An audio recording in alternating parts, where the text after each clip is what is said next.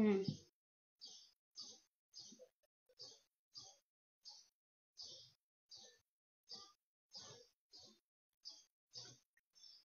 అందరికీ నమస్కారం. మరి మనకు వరలక్ష్మి వ్రతం నెక్స్ట్ శుక్రవారం ఉంది. తర్వాత మనకు రాఖీ పౌర్ణమి ఉంది.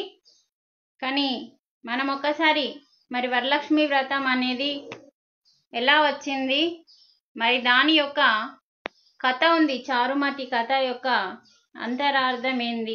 వరలక్ష్మి వ్రతం చేసిన వాళ్ళకి చారుమతి కథ తెలుసు. మరి ఏముంది దాంట్లో అంటే, ఫస్ట్ వరలక్ష్మి వ్రతము అంటే ఆమె ఫస్ట్ భృగు మహర్షి, చాలా కోపం ఉంటుంది భృగు మహర్షికి. ఖ్యాతి భార్య, భృగు మహర్షి భార్య ఖ్యాతి. భృగు మహర్షి కోపంతోనే విష్ణులోకానికి వెళ్తాడు. బ్రహ్మలోకానికి, శివుని లోకానికి, విష్ణు లోకానికి, అన్ని లోకాలకు తిరుగుతూ ఉంటాడు. వాళ్ళు ఏదో ఒక కార్యం జరగడానికి అండి, యోగుల యొక్క కోపాలు ఏదో ఒకటిని సృష్టించడానికే కానీ అది వృధా పోదండి. కారణం ఉంటుంది, వాళ్ళ కోపంలో చాలా అంతరార్థం ఉంటుంది. మరి ఆ రోజు భృగు మహర్షి, మీరు సినిమాలలో చూసి ఉంటారు, ఆయన విష్ణుమూర్తి హృదయం మీద తన్నుతాడు. అంటే నేను పిలిస్తే కూడా నీకు వినిపించట్లేదా? నీ బామ్మతో నువ్వు మైమర్చిపోయినావు, ఒక ఋషి వచ్చినా నువ్వు గమనించట్లేదు అని చెప్పి. వాళ్ళకి అన్నీ తెలుసు కదా, దేవతలకు ఎవరు వచ్చిండ్రు ఎవరు రాలేదు. అది అక్కడ అది ఒక కార్యం జరగడానికి, ఆయన ఇంకో అవతారం ఎత్తడానికి అక్కడ జరిగిన విషయం అండి, మనం గ్రహించాల్సింది. అందుకే ఋషికి కోపం రావడానికి అంతరార్థం ఉంది. అలా భృగు మహర్షి కోపం వల్ల హృదయం మీద తంతాడు విష్ణుమూర్తికి. మరి హృదయంలో ఎవరుంటారు తెలుసు మనకి, లక్ష్మీదేవి ఉంటుంది. అప్పుడు ఆయన యొక్క సేవ చేసుకోవడం కోసమని భృగు మహర్షి కాళ్ళు పడతాడు విష్ణుమూర్తి. అప్పుడు ఆయన కాలులో కన్ను ఉంటుంది, అరికాలులో. నీ అహంకారాన్ని తగ్గించాలని చెప్పి ఆ కన్నుని నొక్కేస్తాడు. అలా భృగు మహర్షి మళ్ళీ యథాస్థితికి వస్తాడు. అప్పుడు లక్ష్మీదేవి ఏం చేస్తుందంటే, నన్ను ఈ భృగు మహర్షి ఎంత కోపిష్టి అయినా నన్ను దంతాడా, నీ హృదయంలో నేనే కదా నివసిస్తుంది అని చెప్పి అలిగి భూమాత దగ్గర భూలోకానికి వచ్చేస్తుంది లక్ష్మీమాత. అదే వెంకటేశ్వరుని అవతారం అన్నట్టు, పద్మావతి వెంకటేశ్వరుని అవతారం. అయితే ఈ విషయాన్ని గ్రహించిన భృగు మహర్షి తపస్సు చేస్తాడు. నేను తప్పు చేసిన అని చెప్పి లక్ష్మీదేవిని తన్నిన నేను కాలుతోనే అని చెప్పి క్షమాపణ కోరడం కోసమని కఠోర తపస్సు చేస్తాడు భృగు మహర్షి. చూడండి, అంత గొప్ప యోగులు కూడా ఒక కార్యం కోసమే చేసిన పని కానీ మళ్ళీ తపస్సు చేసి అప్పుడు అమ్మవారిని ప్రత్యక్షం చేసుకుంటాడు. ఆ ప్రత్యక్షమైన రోజే వరలక్ష్మి రోజు. అంటే వరలక్ష్మి వ్రతం ఏ రోజైతే చేస్తున్నామో అది శ్రావణ పౌర్ణమికి వచ్చే శుక్రవారం నాడు వస్తుంది. అందుకనే ఆ రోజు అమ్మవారు ప్రత్యక్షమై ఏం వరం కావాలో కోరుకో అంటుంది. అప్పుడు చెప్తాడు, నేను చేసిన తప్పుని నన్ను క్షమించి నువ్వు నాకు కూతురుగా జన్మించాలి అని చెప్తుంది. కూతురుగా జన్మించాలి అంటే అప్పుడు వరం ఇస్తుంది. అందుకనే ఆమెకి వరం ఇస్తుంది కాబట్టి వరలక్ష్మి అని పేరు పెట్టుకుంటాడు తండ్రి భృగు మహర్షి. వరలక్ష్మి అని పేరు పెట్టుకుంటాడు. ఆ రోజు నుంచే ఆ వరలక్ష్మి అనేది మొదలైంది. మరి వరలక్ష్మిని ప్రతి మానవుడు కోరికలు తీర్చుకోవాలంటే నిన్ను ఎలా అర్చించాలి, నిన్ను ఎలా పూజించాలి తల్లి, మానవులు ఎలా నిన్ను పూజించాలి అని చెప్పి భృగు మహర్షి అడుగుతాడు. అప్పుడు వరలక్ష్మీదేవి చెప్తుంది, ఎవరైతే కోరికలతో, ఇది బాగా గమనించండి, ఎవరైతే కోరికలతో పూజ చేస్తారో వాళ్ళు కలశం పెట్టాలి, కలశం పెట్టి నన్ను పూజించాలి అంటుంది. కానీ ఇంకొకసారి ఏమంటుంది, ఎవరైతే నిష్కామ కర్మతో కోరికలు లేకుండా, ఎవరైతే నా కోసమే కోరిక ఏమీ లేకుండా పూజ చేస్తారో అది నిష్కామ పూజ, నిష్కామ కర్మ. కాబట్టి వాళ్ళు మానసికం సాధన చేయాలి అని చెప్తుంది. చూడండి, ఇక్కడ దీన్ని మనం ఏమంటామంటే మనకి ఇక్కడ సకామం అంటాం. అంటే మనం ఏదైతే కోరిక కోరుకొని పూజ చేస్తామో దాన్ని సకామూలము అంటాం. నిష్కామ, సకామ. చూడండి, కోరిక ఉన్నదాన్ని సకామ, కోరిక లేని దాన్ని నిష్కామ. కానీ దేవత ఏమంటుంది ఇక్కడ? కలశం పెడితే మీకు కోరిక ఉంటుంది కాబట్టి కోరిక తీరడం కోసం మీరు పూజ చేస్తున్నారు అంతే. కానీ ఎవరైతే కోరిక లేకుండా పూజ చేస్తారో, మానసిక జపం చేస్తారో, మానసిక సాధన చేస్తారో వారికి నిష్కామ కర్మ అంటుతుంది. అలాంటి వాళ్ళకి నేను ప్రత్యక్షమవుతాను. వాళ్ళు ఏం కోరుకోవట్లేదు అక్కడ. అలా మనకి ఆ వరలక్ష్మీదేవి ఆ రోజు తండ్రికి, భృగు మహర్షికి, ఈ మానవులు ఎప్పుడైతే కోరికతోని ఇలా పూజిస్తే, కోరిక తీర్చుకోవడానికి పూజిస్తే ఒకలాగా, కోరిక లేకుండా మానసిక సాధనతో నన్ను నిష్కామ కర్మతో ఎవరైతే పూజిస్తారో వాళ్ళకి ప్రత్యక్షమవుతాను అంటుంది. అయితే ఇక్కడ మనకి వరలక్ష్మి వ్రతంలో చారుమతి అనే కథ ఉంటుందండి. అందరు చదువుతారు కానీ దాని అంతరార్థం అందరూ అర్థం చేసుకోవట్లేదండి. చారుమతి అసలు ఏ రోజు వరలక్ష్మి మాతని, లక్ష్మీమాతని ఎప్పుడు పూజించలేదు. కానీ ఒకరోజు ఎందుకు ఆమె ఎవరికి పూజించని వారికి ఎందుకు ఆమె అసలు పూజించది, ఆమె కలలో వస్తుంది. మీరు కావాలంటే మళ్ళీ వరలక్ష్మి వ్రతం బుక్ కొనుక్కొని దాన్ని చదవండి. అయితే ఇక్కడ వరలక్ష్మి చారుమతి నిద్రలో ఉన్నప్పుడు వరలక్ష్మీదేవి కనిపించి నువ్వు నా పూజ చెయ్యు, ఇలా చెయ్యు అని చెప్పి వెళ్తుంది. అందరికీ చెప్పి పూజ చెయ్యు అంటుంది.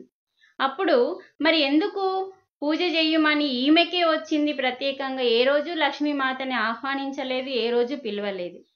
అంటే ఇక్కడ లక్ష్మీమాత నిన్న మనం తెలుసుకున్నాం, శుక్రవారం మహాలక్ష్మి. మనం ఏం తెలుసుకున్నాం? లక్ష్మీ పూజ కావాలి అంటే లక్ష్మీ కటాక్షం అంటే ఇదే డిస్టర్బెన్స్. ఇక లక్ష్మీ కటాక్షం కావాలి అంటే మనం నిన్న కొన్ని గుణాలను తెలుసుకున్నాం. ఇక్కడ కూడా చారుమతి ఏ రోజు ఏ దేవతని ఏ వరం కోరకుండా ఆమె ఏం చేస్తుందంటే తన భర్తని దైవంగా భావిస్తుంది. ఈ పాయింట్ గుర్తుంచుకోండి. చారుమతికి ఎందుకు కలలో వరలక్ష్మీదేవి వచ్చింది, మరి మనకెందుకు రావట్లేదు? మనం లక్ష్మీ పూజ చేస్తున్నాం, వరలక్ష్మి చేస్తున్నాం, ఎన్నో చేస్తున్నాం కదా. మరి ఏమీ పూజించని వరలక్ష్మీదేవి చారుమతికి ఎందుకు కనిపించిందంటే ఆమె బాధ్యతని ధర్మంగా నిర్వర్తిస్తుంది. ఆమె కర్మయోగిగా మారింది. తన ప్రతి పనిని ఒక కర్మగా, అంటే తన ప్రతి పనిని ఒక యోగంగా భావించి, తన భర్తని దైవంగా భావించి, తన భర్తే దైవంగా భావించి తర్వాత తన అత్తమామలకి సేవలు చేస్తూ తన పిల్లల్ని సన్మార్గంలో, ఇది చాలా ఇంపార్టెంట్, సన్మార్గంలో పెట్టింది. అంటే భార్యగా ఎలా ఉండాలి, కోడలిగా, తల్లిగా ఎలా ఉండాలో వాటిని చూసి, ఆ ధర్మాన్ని చూసి ఆ వరలక్ష్మి మాత మెచ్చుకొని, ఆ వరలక్ష్మి మాత కలలో కనిపించి ఈ పూజ చెయ్యు తల్లి, నీకు వరాలు ఇస్తాను అని చెప్పి వెళ్ళిపోతుంది. అలా వెళ్ళిపోయిన తర్వాత మనకి ఈమె ఏం చేస్తుందంటే కుల మత భేదాలు ఏమీ లేకుండా నేను ఒక్కదాన్ని చేస్తే నాకు మాత్రమే చెందుతుంది అని చెప్పి ప్రతి ఒక్కరికి ఇది చెందాలి. ఇది ఎంతవరకు అనుకుంటామండి మనం? నాకొస్తే బాగుంటుంది, నాకే సరిపోవాలి అని అనుకుంటాం, కానీ ఇంకొకరికి రావాలి అని అనుకోము. వస్తే ఇంత మన లోపల ఈర్షలు, ద్వేషాలు వస్తాయి. వాటి వల్లనే లక్ష్మీదేవి మనకు కనిపించట్లేదు. కానీ చారుమతిలో ఈర్ష, ద్వేషాలు, కోపాలు, అరిషడ్ వర్గాలని ఏవీ లేకుండా ఇది ప్రతి ఒక్కరము చేద్దాము, ప్రతి ఒక్కరము వరాలు పొందుదామని చెప్పి సర్వకుల, ఈ సర్వకుల అనే పాయింట్ అండర్లైన్ చేసుకోండి. కుల మత భేదం ఏమీ లేకుండా ఎన్ని కులాలు ఉన్నాయో అన్ని కులాలలో ఉన్న ప్రతి స్త్రీని ఆహ్వానించింది. ప్రతి స్త్రీని ఆహ్వానించి సామరస్యంగా అందరూ కలిసి, మరి ఒక్కతే వరలక్ష్మి దేవి చారుమతికి మాత్రమే కనిపిస్తే నాకే కనిపించింది, నేను మాత్రమే చేసుకుంటాను అనుకోలేదు. మరి వరం ఏదో అందరికీ పొందితే అందరూ బాగుంటారు కదన్న ఎంత సద్బుద్ధి అండి ఇది. ఆ సద్బుద్ధితో ఆమె గ్రామంలోకి వెళ్ళి ప్రతి ఒక్కరికి నాకు రాత్రి ఇలా అమ్మవారు కనిపించి చెప్పారు, మనమందరం కలిసి సామరస్యంగా కుల మత భేదాలు ఏమీ లేకుండా చక్కగా చేద్దాము అందరం ఒక్క దగ్గర అని చెప్పి ఆ రోజు ఆ వ్రతాన్ని ఆచరించారు. ఇక్కడ వ్రతం చేశారన్నది గమనిస్తున్నాము కానీ మరి ఎలాంటి భావాలతో చేసిండ్లు? అరిషడ్ వర్గాలు లేని స్థితిలో ఉన్నందుకే లక్ష్మీదేవి ప్రత్యక్షమైంది. మరి ఒకటో ప్రదక్షిణ చెయ్యగానే ఏమైపోయింది? వాళ్ళకి చేతులకి బంగారు గాజులు, పట్టీలు, ముక్కు పుడకలు, ఇలా ఒక ప్రదక్షిణకి. రెండో ప్రదక్షిణ చేయగానే సర్వ నగలు. అంటే ఇక్కడ మనం ఇంట్లో మనం ప్రదక్షిణ కల్మషం లేని హృదయంతో చేసింది అక్కడ ఆమె. ఇక్కడ మనం ఏంటంటే లోపల అందరినీ కలుపుకొని చేసిన ఆ భావానికే ఆమెకి అన్ని వరాలు వచ్చినాయండి. ఇక్కడ మనం ఏంటంటే మనం గమనించుకోవాల్సిన విషయం ఏంటంటే మనము, మన చుట్టాలు, మన బంధువులు, మనకు తెలిసిన వాళ్ళు, గొప్పవాళ్ళు అన్నది మాత్రం ఎప్పటికీ దాటట్లేదు. గమనించుకోండి. ఇది ఎప్పుడైతే మనం దాటుతామో మనకి దైవీ లక్షణాలు ఉన్నట్టు, దేవుళ్ళ గుణాలు ఉన్నట్టు.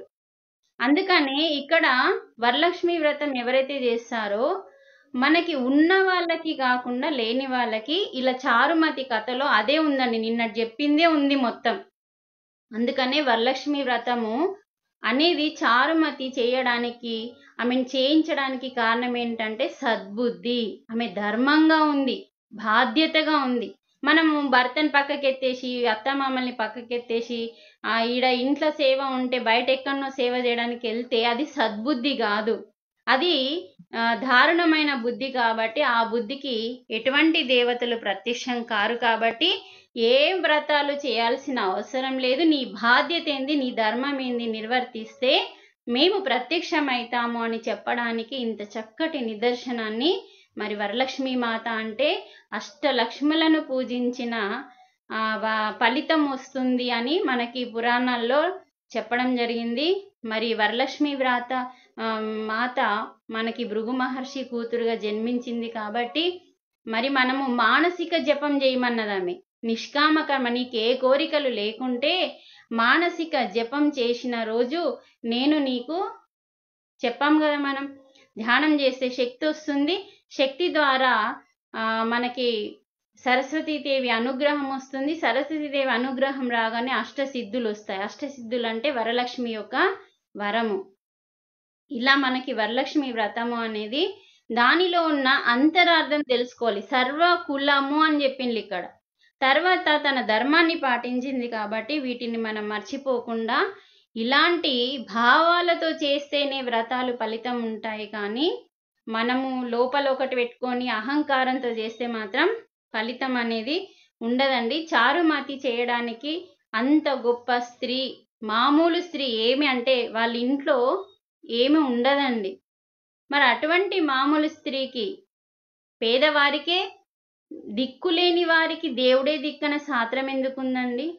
దిక్కు లేని వారికి అంటే చూడండి, అది మనం అర్థం చేసుకోవాలి. వాళ్ళ లోపల కల్మషాలు ఉండవు కాబట్టి అక్కడ మనకి అమ్మవారు ప్రత్యక్షమై ఆ వ్రతాన్ని చేయించి అందరి చేత చేయించబడింది, చక్కగా ఆ వరాన్ని పొందింది. ఇది అండి వరలక్ష్మి వ్రతం. మరి అమ్మవారు ఇలా మనకు అంతరార్థాన్ని ఇవ్వడం జరిగింది. తర్వాత మళ్ళీ మనకి రక్షాబంధన్ వస్తుంది. మరి రక్షాబంధన్ గురించి కాస్త తెలుసుకుందాం. ఈరోజు మీరు అందరూ లేటు రావడం వల్ల టైం చాలా అయిపోయింది కాబట్టి అసలు రక్షాబంధన్ అనేది ఏంటంటే అన్నా చెల్లెలు కట్టుకునేది అని మాత్రమే ఆగిపోయిందండి. అన్నా చెల్లెలు మాత్రమే కట్టుకునేది కాదు. అన్నా చెల్లెలు కట్టుకుంటే బాగుంటుంది, కానీ ఇది అసలు దేని ద్వారా వచ్చింది? అసలు ఇది రాఖీ పౌర్ణమి అనేది ఎలా వచ్చింది మనకి కృతయుగంలో? ఎలా వచ్చింది అంటే మనకి ఇక్కడ మనకి సచీదేవి అంటే ఇంద్రుడు ఎప్పుడు స్వర్గలోకం కోసం ఏం చేస్తారంటే రాక్షసులు యుద్ధం చేస్తారు ఇంద్రునితోని. ప్రతి రాక్షసుడు ఆ స్వర్గలోకాన్ని పొందడం కోసమని ఇంద్రుని మీద ఎప్పుడు దండెత్తుతూ ఉంటారు. అలాగే బలిచక్రవర్తి ఎవరండి? ప్రహ్లాదుడి మన్మడు.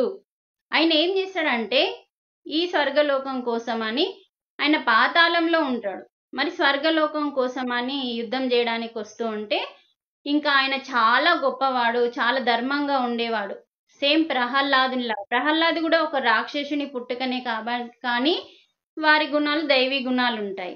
అలా అతని మన్మడు కాబట్టి ఆయన లక్షణాలే ఉంటాయి. ప్రహ్లాదునిలానే ఉంటాడు. ధర్మంగా ఉంటాడు కాబట్టి ఆయన యుద్ధంలో గెలుస్తాడు. ఈయనకి బాగా బలిశాలి, చాలా గొప్పవాడు బలి చక్రవర్తి. అందుకనే ఈయన భయపడుతూ ఉంటాడు ఇంద్రుడు. అప్పుడు ఈ ఇంద్రుడు యుద్ధానికి వెళ్ళి విజయాన్ని సాధించాలి అంటే అప్పుడు సచీదేవి అంటే ఇంద్రుని భార్య ఏం చేస్తుంది, విష్ణుమూర్తి దగ్గరికి వెళ్తుంది. విష్ణుమూర్తి దగ్గరికి వెళ్తే సచీదేవి అడుగుతుంది, ఈయన యుద్ధంలో గెలవాలి అంటే బలి చక్రవర్తి చాలా బలవంతుడు, గెలవాలి అంటే ఏం చేయాలి అంటే అప్పుడు ఒక రక్ష కట్టమ్మా అని చెప్తే అప్పుడు పత్తి నుంచి దారం తీసి ఆ పత్తి నుంచి వచ్చిన దారాన్ని నీ భర్త చేతికి నీ శక్తితో కట్టు. శక్తితో అన్నాడు చూడండి. నీలో ఉన్న సకల శక్తులతో. స్త్రీ శక్తి అందుకే చాలా గొప్పది. మీరు గమనించండి, భార్యాభర్తలు ఉన్న చోట భార్య చనిపోతే భర్త ఉండలేడండి, మళ్ళీ పెళ్లి చేసుకుంటాడు. ఎందుకంటే తన పక్కకి స్త్రీ శక్తి లేదు, ఏమీ చేసుకోలేడు. పక్కకు శక్తి లేకుంటే పరమేశ్వరుడు కూడా ఏమీ చేయలేడు. ఎందుకండి ఇప్పుడు మనం చిలికినప్పుడు, సముద్రాన్ని చిలికినప్పుడు ఆలాహలం వస్తే పార్వతీదేవి లేకుండా పరమేశ్వరుడు తాగినప్పుడు తలడం మలడం అవుతాడు పరమేశ్వరుడు. అప్పుడు ఆ శక్తి వస్తుంది. పార్వతీదేవి వచ్చి తన చేతుని ఇక్కడ పెడుతుంది. పెట్టగానే అప్పుడు చల్లబడతాడు. ఇక్కడ మనం తెలుసుకోవాల్సిన సత్యము, మనం ఎంత గొప్ప వాళ్ళము, మన గొప్పతనాన్ని మన భర్తకి, మన పిల్లలకి, అత్తమామలకి ఉపయోగిస్తూ సమాజానికి ఉపయోగపడేలాగా ప్రతి స్త్రీని మనం మేలుకొల్పేలాగా ఉండాలని చెప్పడానికే ఇక్కడ రాఖీ పౌర్ణమి అనేది రావడం జరిగింది. మరి సచీదేవి తన భర్తకి కట్టిందండి ఫస్ట్ మొట్టమొదటి రాఖీ. మనకి ప్రపంచంలో ఎలా వచ్చింది కృతాయుగంలో అంటే భర్తకి తను కట్టిన రక్షని, రక్షాబంధన్ అంటే విజయాన్ని సాధించడానికి కట్టిన కంకణమే రక్ష, అంటే రక్షించబడే కంకణము. అదే రక్షాబంధను, అదే రాఖీ బంధన్గా మారింది. కానీ ఇక్కడ ఏంటంటే కట్టింది భర్తకే, కానీ ఇచ్చింది ఎవరు? అన్న. అంటే విష్ణుమూర్తి ఇచ్చిండు. విష్ణుమూర్తి ఇచ్చిండు కాబట్టి అన్నగా భావించి అన్న చేతుల మీదుగా తీసుకొని అక్కడ భర్తకి కట్టిన తర్వాత ఆ రక్ష కట్టడం వల్లనే బలి చక్రవర్తి మీద ఇతను విజయం సాధించాడండి. అలా మనకి రక్షాబంధను మొట్టమొదటిసారిగా ఈ భూలోకానికి కృతాయుగంలో మరి పైన స్వర్గలోకంలో కూడా రావడానికి కారణం ఈ సచీదేవి, ఇంద్రుడు సచీదేవి. అది ఇప్పుడు కట్టే రాఖీల లాగా కాదండి. ఇప్పుడు కట్టే రాఖీల యొక్క భావాలు ఎలా ఉంటాయంటే మా చెల్లి వస్తుంది, మా అక్క వస్తుంది, ఇంకా కట్నం పెట్టాలి, వేలు పోతాయని వాళ్ళు, మా అన్న గింతే పెట్టిండు, మా అక్క గింతే పెట్టింది, మా తమ్ముడు గింతే పెట్టిండు, మా వదినలు ఇలా పెట్టిండు అన్న భావాలు మనవి ఉన్నాయి. మీరు గమనించుకోండి. మేడం అన్నదని కాకుండా మన ఎవరో 100% ఒక 10% అలా భావించే వాళ్ళు లేరు కావచ్చు, కానీ 90% మాత్రం మనం ఏదన్నా పెట్టగానే దాన్ని ఎలా ఉందో చూస్తాం, కానీ ఎంత ప్రేమతో పెట్టిందని మనం స్వీకరించము. మళ్ళీ ఇంటికి వచ్చి గిది పెట్టింది, గది పెట్టింది, గిన్నె పెట్టిండ్లు అని ఎప్పుడైతే అంటామో మనం కట్టిన రక్షణ ఏదైతే రాఖీ ఉందో దానికి రక్షణ అనేది ఉండదు. మళ్ళీ ఇక్కడ ఏం చెప్పిందంటే మనం కట్టే రాఖీ ఏదైతే ఉందో ఏ భావంతో కడతావో ఆ భావంతో 1 సంవత్సరం అది పనిచేస్తుంది. మళ్ళీ రాఖీ పౌర్ణమి వచ్చేంత వరకు అది పనిచేస్తుందని చెప్పి మనకి ఇక్కడ ఈ పురాణాలలో ఇవ్వడం జరిగింది. తర్వాత ఈ బలి చక్రవర్తి ఒక యజ్ఞం చేస్తాడండి. ఒక యజ్ఞంలో ఉన్నప్పుడు ఈ మన ఎవరు మళ్ళీ ఈ శివుని దగ్గరికి పరిగెత్తుతాడు ఇంద్రుడు. పరిగెత్తితే అప్పుడు విష్ణుమూర్తికి అప్పచెప్తాడు బాధ్యత. అప్పుడు బలి చక్రవర్తిని కంట్రోల్ చేయమని చెప్పి విష్ణుమూర్తిని పంపిస్తే విష్ణుమూర్తి ఏం చేస్తాడు, వామన అవతారంలో వస్తాడు. చూడండి, పొట్టిగా వస్తాడు, గొడుగు పట్టుకొని పొట్టిగా వామన అవతారంలో ఆ వేషం వేసుకొని నాకు 3 అడుగుల జాగ కావాలి అని చెప్పి అడుగుతుంటే అతను బలి చక్రవర్తి, అందుకే యోనబద్ధో బలిరాజా దానవేంద్రో. బలిరాజు అంటే బలి చక్రవర్తి రాక్షసులకి రాజు. ఆ బలిరాజా దానవేంద్రో అంటే దానం చేసిండు. ఆ దానం చేసిండు ఏంటిది? 3 అడుగుల జాగాని దానం చేసిండు మన వామనకి. ఒకటేమో భూమి మీద, ఒకటేమో ఆకాశం పైన, ఇంకొకటి ఎక్కడ పెట్టాలి అన్నప్పుడు తన తల పైన పెడతాడు. అంటే తన తల పైన కాలు పెట్టి తనని సుతల లోకానికి తొక్కేస్తాడు. అంటే తను రాక్షసులు కాబట్టి మన భూలోకం కింద 7 లోకాలు ఉంటాయండి. భూలోకం కింద 7 లోకాలు, భూమితో పాటు పైన 7 లోకాలు, మొత్తం 14 లోకాలు ఉంటాయి. మన 14 లోకాలే మన శరీరము, మన యొక్క శరీరము. మరి 14 లోకాలు మన శరీరంలో ఎక్కడెక్కడ ఉన్నాయో టైం ఉంటే నేను చెప్తానండి. అయితే ఇక్కడ మనకి అధమ లోకాలు 7, అంటే భూమి కింద 7 లోకాలు, అతల వితల సుతల పత తలాతల రసాతల పాతాల అని ఇలా వాసుకి ఉండే లోకం కూడా పాతాళ లోకం. అంటే ఈ సుతల లోకానికి ఆ బలి చక్రవర్తిని తొక్కి పడేసిన తర్వాత అక్కడ ఏం చెప్తాడంటే, వామన రూపంలో వచ్చి సుతల అధమ లోకానికి తొక్కేసినప్పుడు ఇంద్రునితో సమానమైన స్థాయిని కల్పిస్తాడు. ఎందుకంటే ఆయన ధర్మంగా ఉంటాడు. రాక్షసులైనా సరే గాని ధర్మంగా ఉన్నాడని చెప్పి విష్ణుమూర్తి ఏం చేస్తాడంటే, ఈయనకి ఇంద్రునితో సమానని కల్పించి ఆ సుతల పాతాల లోకాలని స్వర్గంగా మార్స్తాడు. స్వర్గంగా మార్చి ఇక్కడ నేను నీకు ఒక అధిపతిగా, అంటే బలి చక్రవర్తికి ద్వారపాలకునిగా ఉంటాడు విష్ణుమూర్తి. అలా చేసినందుకు చూడండి దేవుడు ఎంత కరుణమయుడంటే, నేను ఇలా నిన్ను ఈ లోకానికి తొక్కివేసినందుకు ఇక్కడ నేను నీకు సహాయం చేస్తాను అని చెప్పి ఆ యొక్క లోకాలని, అంటే రాక్షస లోకాలని, అధమ లోకాలని కూడా స్వర్గంగా మార్చుకునేలాగా మరి బలి చక్రవర్తి చేసుకుంటే, మరి నేను నీకు సహాయం చేస్తే అంటే అక్కడ ఇలా చేసినందుకు అక్కడ ఆయన రుణాన్ని తీర్చుకోవడానికి అక్కడ అధిపతిగా బలి చక్రవర్తికి ద్వారపాలకుడిగా ఉంటాడు. ద్వారపాలకుడిగా ఉండేసరికి ఏమైతుంది, ఈయన వైకుంఠం వెళ్ళాడు. ఆ విషయం లక్ష్మీదేవికి తెలుస్తుంది. అప్పుడు లక్ష్మీదేవి ఏం చేస్తుంది, ఒక బ్రాహ్మణ స్త్రీగా ఇక్కడికి వస్తుంది. ఎక్కడికి? పాతాళ లోకంకి వస్తుంది. నా భర్త లేడు, ఎక్కడికో బయటకు వెళ్ళిండు, వచ్చేంత వరకు నాకు రక్షణగా నువ్వు ఉంటావా బలి చక్రవర్తి అంటే, సరే నా సొంత చెల్లెలుగా చూసుకుంటాను నిన్ను, ఓ బ్రాహ్మణ స్త్రీ నిన్ను సొంత చెల్లెలుగా చూసుకుంటాను, నువ్వు ఇక్కడే ఉండిపో అని చెప్పి చెప్తుంది. చెప్పినప్పుడు శ్రావణ పౌర్ణమి రోజు అప్పుడు ఈ మంత్రం చెప్తుంది అక్కడ, ఏనబద్ధో బలిరాజా యోనబద్ధో బలిరాజా దానవేంద్రో మహాబలః తేన త్వమవై బద్నామి రక్షే మాచల మాచల అని చెప్పి ఆమె ఏం చేస్తుందంటే, ఆ రోజు దూది నుండి ఒక దారాన్ని తీసుకొని బలి చక్రవర్తికి ఆ రక్ష కడుతుంది. కట్టినందుకు నేను నిన్ను చెల్లెలిగా భావిస్తున్నాను, నీకేం వరం కావాలి కోరుకో అని అన్నప్పుడు, మాట తప్పవు కదా అంటే, తప్పను తల్లి, నేను ధర్మం తప్పను తల్లి, తప్పకుండా నీ వరాన్ని ఇస్తాను అని అన్నప్పుడు ఆ చేతి ఏం చేస్తుంది, ద్వారపాలకుడి వైపు చూపిస్తుంది. ఆ ద్వారపాలకుని వదిలిపెట్టు. అప్పుడు వదిలిపెట్టు అనగానే ఈ విష్ణు బ్రాహ్మణ స్త్రీ ఇద్దరు కలిసి, వాళ్ళిద్దరూ లక్ష్మీ విష్ణు లక్ష్మిలాగా వాళ్ళకి బలి చక్రవర్తికి దర్శనమిస్తారు. అలా కూడా ఈ రాఖీ పౌర్ణమి రోజే జరిగింది అన్నట్టు ఇది.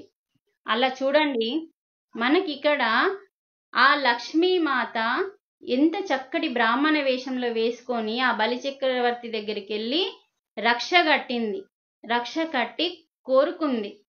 అలా తనకి వరాలిచ్చి వారి లోకాన్ని స్వర్గలోకంగా మార్చుకునేలాగా వరమిచ్చి, అప్పుడు చక్కగా ఆ యొక్క లక్ష్మీదేవి ఆ రాఖీ కట్టి మరి భర్తని విడిపించుకుంది. చూడండి భర్తకి ఎంత సపోర్ట్ చేస్తుందండి రాఖీ.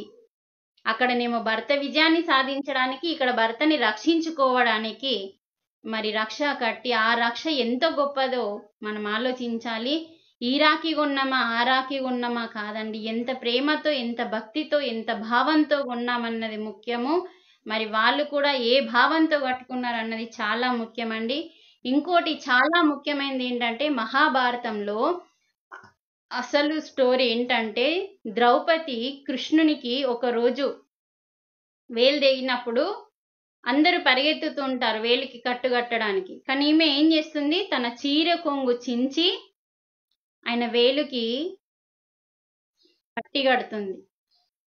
ఈ కర్మ నువ్వు చేసినందుకు, అంటే నాకు ఈ పని చేసినందుకు నీకు ఏదో ఒక రోజు రుణం తీర్చుకుంటాను ద్రౌపది అని చెప్తాడు.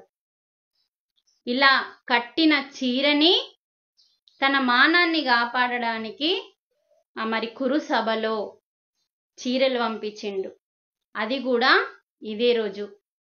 అంటే మనకి ఆ యొక్క కృష్ణునికి వేలుకి కట్టయినప్పుడు కట్టిన రోజే రాఖీ పౌర్ణమి రోజు. మరి ఆ రాఖీ పౌర్ణమి రోజు అమ్మ ద్రౌపది కట్టడం వల్ల ఏదో ఒక రోజు చూడండి, మనం చేసే చిన్న కర్మ కూడా, చిన్న మంచి కర్మ కూడా అది పెద్దదై మన జీవితంలోకి వస్తుంది అని చెప్పడానికే ద్రౌపది నిదర్శనం. ఆమె చిన్న చీరికని చింపింది, చీరని చించి ఆ కట్టు రక్తం వస్తున్న దానికి కట్టుకట్టింది. చేసిన చిన్న సహాయము తన మానాన్ని కాపాడడానికి అది పెద్దగా మారింది. చూడండి, అంటే మనం చేసిన మంచి కర్మ అది ఏమైతుంది, విశ్వంలోకి వెళ్ళి మూడింతలుగా పెరుగుతుంది. నువ్వు చేసిన పాపకర్మైనా పుణ్యకర్మైనా విశ్వంలోకి వెళ్ళి మూడింతలైతుంది. నువ్వు ఇంత పాపం చేసినావు అనుకో అది ఇంత అవుతుంది, ఇంత పుణ్యం చేసినావు అనుకో అది ఇంత అవుతుంది. అంత చిన్న కట్టుకి ఎన్ని చీరలు తన మానాన్ని కాపాడడానికి పంపిస్తాడు. ఇది రాఖీ ఆ రోజు కట్టిన నాడు వచ్చిన రాఖీ పండగ. అంటే రాఖీ గొప్పతనాన్ని తెలుసుకోవడానికి ఇంత చరిత్రలు ఉన్నాయండి. అలాగే మనకి ఇంకా యమధర్మరాజు సూర్య భగవానుని పుత్రిక, సూర్య భగవానుని పుత్రుడు యముడు. యమున గంగాలాగా గంగా యమున సరస్వతి అంటాం కదా. యమున దగ్గరికి అన్నయ్య 12 సంవత్సరాలైనా కూడా వెళ్ళలేదంట.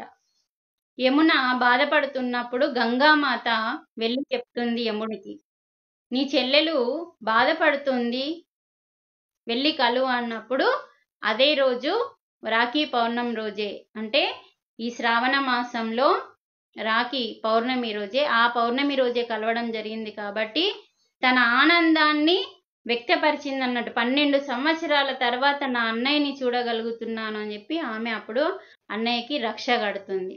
అలాగే మనకి ఇంకా అప్పటి నుంచి ప్రతి ఒక్కరికి రక్ష అనేది కంకణం కట్టడం అండి. మరి ఛత్రపతి శివాజీ గురించి మనం కూడా తెలుసుకున్నాం. ఎంతో గొప్పవాడండి. ఛత్రపతి శివాజీ చాలా గొప్పవాడు. అతనికి కూడా యుద్ధానికి వెళ్ళేటప్పుడు రక్ష కడుతుంది.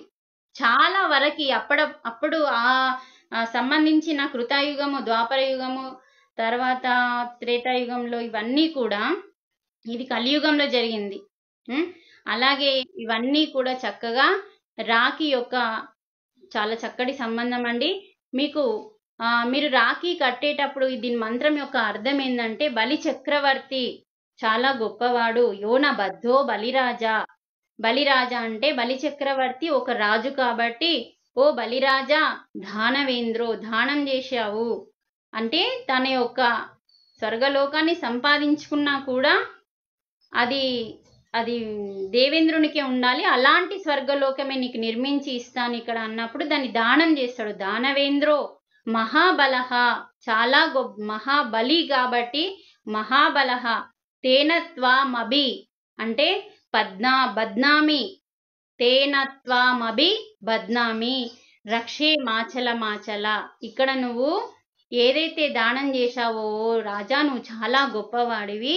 అలాంటి గొప్ప గుణం ఉన్నవాడికి మనము ఈ రక్షని కట్టి వారి శ్రేయస్సు కోరుకోవాలి, వీరు ఎల్లకాలం ఉండాలని కోరుకోవాలని ఈ స్తోత్రం చెప్పి ఆ లక్ష్మీదేవి ఆ బలిచక్రవర్తికి రాఖీ కడుతుంది. మనం కూడా అన్నదమ్ములకి రాఖీ కట్టేటప్పుడు ఈ మంత్రాన్ని జపించి చక్కగా వాళ్ళని ఆశీర్వదించి వాళ్ళు పెడతారా పెట్టారా అవసరం లేదు.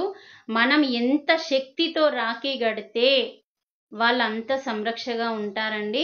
అందుకని ఈ సంవత్సరం పొడుగా ఈ రాఖీ అనేది పని చేయాలి అని చెప్పి మీరు చక్కగా మనస్ఫూర్తిగా మనం ఏ భావాలతో చేస్తే మనకు దైవము మనకు దగ్గర అవుతుంది. వాళ్ళు ఎట్లన్నా ఉండని మనకు అవసరం లేదు, కానీ మనకు చక్కగా ఆ యొక్క భావాలతో కట్టాలండి. మరి ఇక్కడ మనకి ఇంత చక్కగా రక్షాబంధన్ గురించి వరలక్ష్మి గురించి వివరించడం జరిగింది. మరి మళ్ళీ మనకి ఫ్రైడే టైము ఉంటే, శుక్రవారం శనివారం టైం ఉంటే స్వాతంత్ర దినోత్సవం గురించి ఎవరెవరు పోరాటం చేసిండ్రు, తర్వాత మళ్ళీ మనకి కృష్ణాష్టమి ఉంది, పొలాల అమావాస్య ఉంది. పొలాల అమావాస్య గురించి కృష్ణాష్టమి గురించి చక్కగా మనం తెలుసుకుందాము. తర్వాత అయిపోతుంది శ్రావణ మాసము. ఈ శ్రావణ మాసంలో ఏ పండగ చేసినా ఏం చేసినా కూడా సద్భావంతో సద్బుద్ధితో చేయండి. మరి చక్కగా విజయాన్ని సాధించండి. ఈ యొక్క ఎనర్జీని మనం పాజిటివ్గా తీసుకుందాము, తక్కువ మాట్లాడదాము. ఎవరి గురించి మనం అంటే వాళ్ళ మీద చెడు భావాలతో లేకుండా ఉంటేనే మనకు ఈ ఎనర్జీస్ మనకు వస్తాయి. కాబట్టి మరి మనం నిన్న కొంచెం మీకు ఒక డౌట్ ఉంది, 11 రంధ్రాలని చెప్పిన కాబట్టి మనకి 9 రంధ్రాలంటే 2 చెవులు, 2 కళ్ళు, నోరు, జననేంద్రియం, మల ఇంద్రియం అని చెప్పడం జరిగింది. మరి 10వ రంధ్రం మీకు తెలుసు, సహస్రారం. 11వ రంధ్రం ఏంటంటే మనకి నాభి దగ్గర, బొడ్డు దగ్గర ఉంటుందండి. మనం గర్భంగా ఉన్నప్పుడు మన బొడ్డు నుంచే వాడి బొడ్డుకి వెళ్తుంది అది కూడా, కానీ దాన్ని ఎక్కువగా లెక్కలకి తీసుకోరు. ఇది 11వ రంధ్రం అండి. దాన్ని ఎక్కువగా మనము టాపిక్లో తీసుకురాము కాబట్టి ఎక్కువగా అర్థం కాదు. అందుకనే 9 రంధ్రాలని మూసుకుంటే, ఈ 9 రంధ్రాలు మూసుకుంటే 10వ రంధ్రం అనేది ఓపెన్ అవుతుంది. కాబట్టి 11వ రంధ్రం ఒట్టి గర్భంగా ఉన్నప్పుడు మాత్రమే అది ఉపయోగపడుతుంది. కాబట్టి దాన్ని ఎక్కువగా టాపిక్లో తీసుకోరు. అందుకనే ప్రతి మనిషికి 11 రంధ్రాలు అనేటివి ఉంటున్నాయి. మరి 9 రంధ్రాలు మూస్తేనే, నవగ్రహాలని మూస్తేనే 10వ రంధ్రం సహస్రారం వెంకటేశ్వరుని రంధ్రం అనేది మనకు ఓపెన్ అవుతుంది. కాబట్టి 7 కొండలవాడు వైకుంఠ వాసుడు, 7 కొండలవాడు మరి మనకు దర్శనం ఇవ్వాలంటే సహస్రారంలో ఉన్నాడు. కాబట్టి మరి సాధన చేసి మరి చక్కగా ప్రతి పండగకి అంతరార్థాలు ఉన్నాయండి. దాని నుంచి జ్ఞానం తెలుసుకోవడానికే ప్రతి పండగ మనకి పెట్టడం.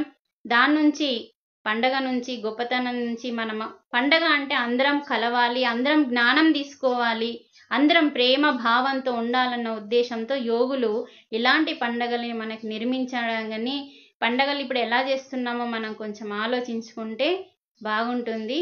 మరి ప్రతి పండగకి అంతరార్థం ఉంది, అంతరార్థాన్ని చక్కగా తెలుసుకోండి. మరి చక్కటి అవకాశాన్ని నాకు ఇచ్చినందుకు మీ అందరికీ కృతజ్ఞతలు. మరి మన యూట్యూబ్ ఛానల్ని ప్రతి ఒక్కరూ సబ్స్క్రైబ్ చేసుకోండి, లైక్ చేయండి. అయితేనే మనకి వీడియోస్ వస్తాయి. మరి ఇంకేమైనా డౌట్స్ ఉంటే అడగండి. అయిపోతుంది టైం కూడా.